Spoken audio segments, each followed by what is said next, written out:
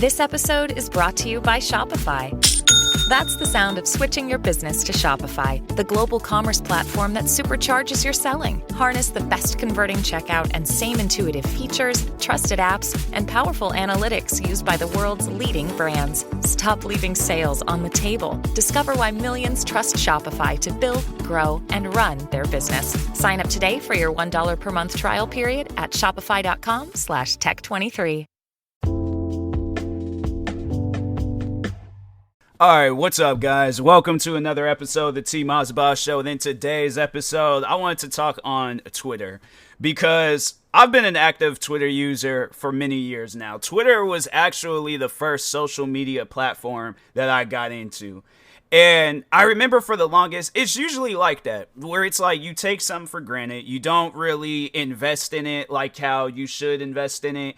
And with me, it was like Twitter was just one of those places where I'm like, I'm going to have the account just to say that I have the account. But I'm not going to be active on there like how I am on other social media platforms. Like, I was more active on Facebook when Facebook was really a thing. I was more active on Instagram, YouTube, of course. But Twitter is like the one place where I'm like, you know, I had it just to say that I had one, you know. So anyways, then as the years progressed on, it was like I started taking more of a liking towards Twitter. It was like, oh, okay, you know, I like this app. This app is chill. This app is dope. You know, like you really can be yourself on Twitter. There ain't all these, you know, restrictions and guidelines. And I mean, yeah, there are, like, you know, it's the ones that like most places have and stuff, but it ain't like with YouTube where it's like, oh, they change their guidelines every, you know, day pretty much.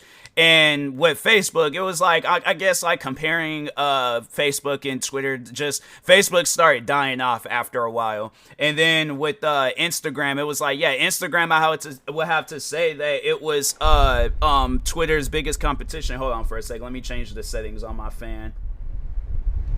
Okay, there we go. So, but yeah, it was like, you know, Instagram was probably their biggest competitor, but Instagram started falling off. And then TikTok, you know, it started doing its thing, and then I had to say that that would probably be it. Like, TikTok would be Twitter's greatest threat, but I've had my issues and my run-ins with TikTok. So that's why I would say Twitter, if they really wanted to, all right, like, then that's why I'm like, bruh, if you don't want to take your, you know, whatever it is to the next level, then just don't even like, and don't create it. Don't invest in it. Don't do nothing with it. Just let it be one of those ideas that sits in your head until you are ready to start competing with other websites and places and all that stuff. Because if Twitter would have made the right moves, I guarantee and I promise you, Twitter would have been every website's greatest threat.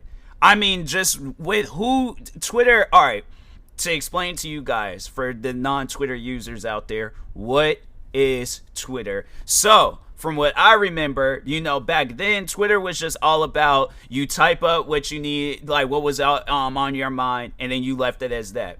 I felt like Facebook kind of took that into consideration, but they more so had it where it was just amongst you and your friends. Yeah, you could have it where your account is public, but for the most part, Facebook was more of a private, you know, like social media platform.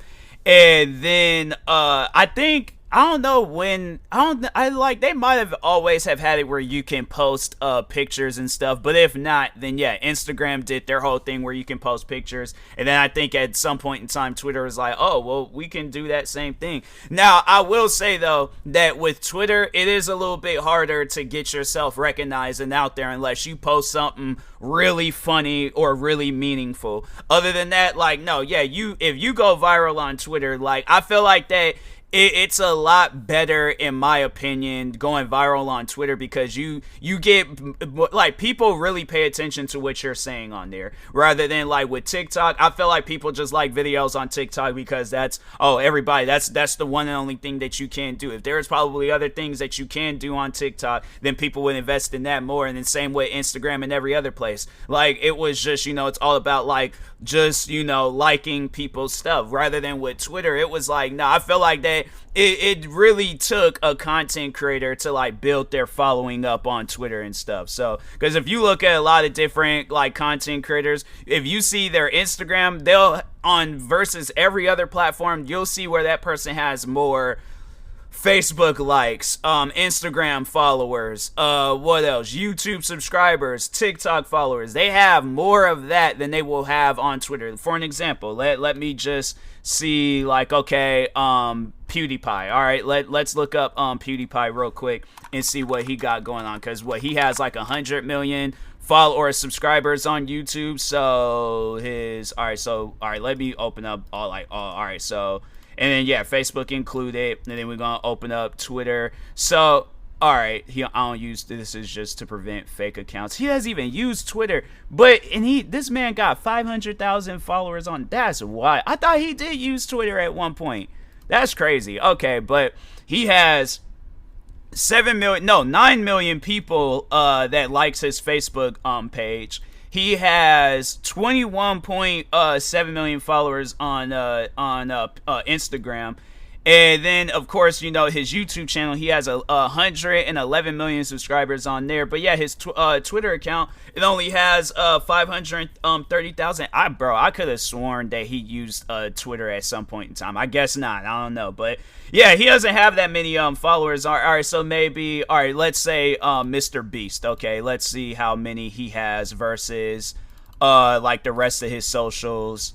Okay. Mr. Beast is 6'3". I don't know why. That surprises me for some reason. I'm like, I was not expecting that man to be that tall, but okay. So he has dang, wow. He has actually a lot of more subscribers than PewDiePie. That's crazy. I thought for the longest PewDiePie was like the second most subscribed person, but it's like, nah, Mr. Beast, he got far more subscribers. So he has 150 million subscribers subscribers on YouTube, and then he has 26.2 million followers on Instagram.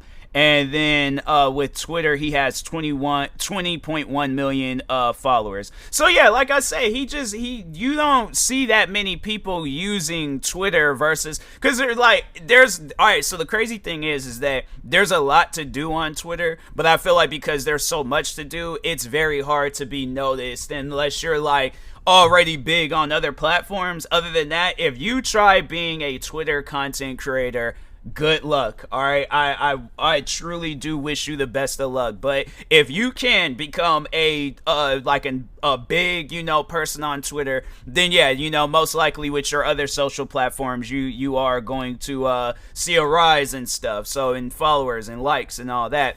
But as the time progressed on, Twitter kind of started falling off in its own way, but people were still using it, you know.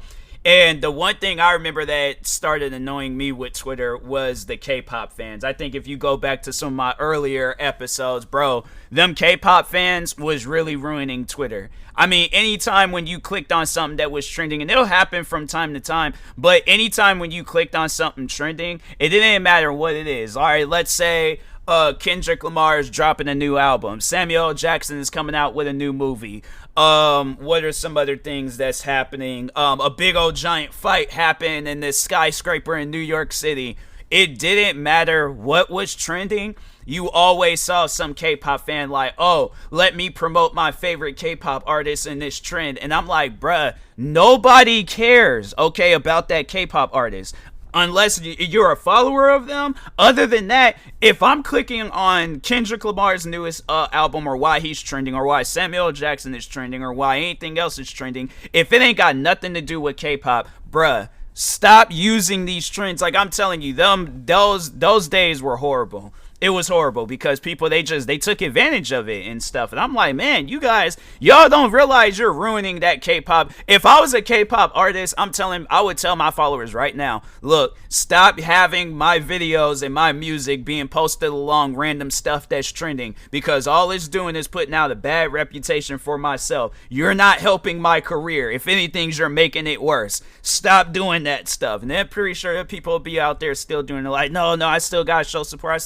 you're ruining my career. I don't think you realize that, but you're ruining my career. I'm like, I think that's why, like, probably, I feel like it did take a moment for K-pop to really start blowing up, because them K-pop followers, they were honestly like some true legitimate like stans from that Eminem music video. Them guys, they were just taking that stuff way too far. So, but anyways, so yeah, there was that going on. But I feel like in the recent months, Twitter has really fallen off, because I have never seen a social media platform fall so fast. People still use it, okay? Don't get me wrong. People still use Twitter. And I think it's going to probably be a while before people stop using Twitter. But the thing is this, though.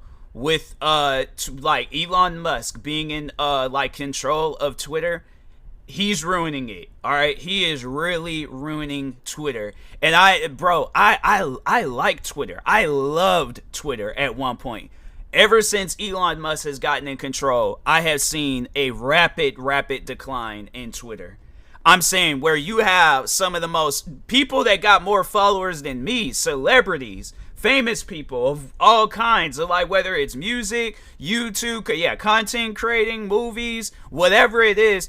I'm seeing them not wanting to use Twitter no more. And I'm like, bro, Elon Musk, do you not realize by you, let me mess with the verification stuff. Verification things was going perfectly fine. Yeah, I get the whole, like, all right, subscribe, and then, you can have, like, a verified check mark or whatever if you're subscribed to Twitter Blue. Okay, cool, whatever. But then he decided, I want everybody to be subscribed to Twitter Blue. So if you want to keep your verification check, you have to subscribe to Twitter Blue. Why? There's people that have been on Twitter for years, bro. Years. Like, I had to say, like, one of the earliest people, I don't even think he probably uses Twitter anymore. But I remember Jim Carrey, he used to use Twitter a lot. Does he? No, I don't think. He's on Insta. No, that's not his Instagram. He was on Twitter at one point. He might have deleted his Twitter, because I was like, he doesn't. No. Wait, does he? Bro, I don't know. What was this account?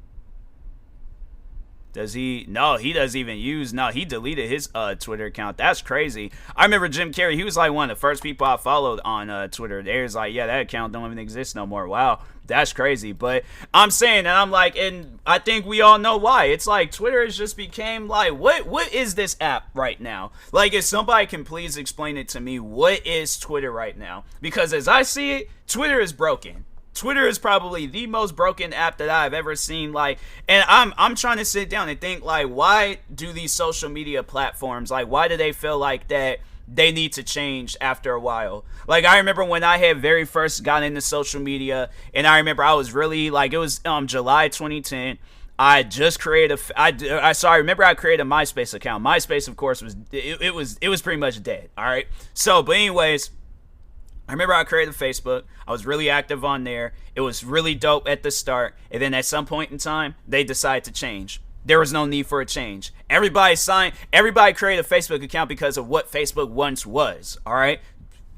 What's going on with it now? So we've transferred all our time and energy to Instagram. And then eventually, at some point in time, Instagram started changing. What was the reason for the change? There was nothing wrong with Instagram. Yeah, it's like, update the app and upgrade it to make it better, but don't update it to make it worse. Don't have it to the point where it's like, all I'm trying to do is, because even Facebook started doing that stuff where they're all like, let's just show just random posts. And I'm like, bro, I want to look at the most recent posts. Then when you try to switch it over to the most recent, refresh the page and then switch back to, we're just going to show them random posts. Same with Instagram. Twitter is doing the same thing. They're just showing random people that I don't even follow. And I'm like, bruh, just because my friends or whoever, they're following them, don't mean that I want to follow them. I don't want to see their tweets. I'm not even following those people. So why am I seeing their tweets? Like, that's the stuff that confuses me. I'm like, I'm not following them. So why are they showing up on my timeline? I don't get that, and it's like you can switch over. Let me just see real quick what I got it switched over to, because maybe I need to.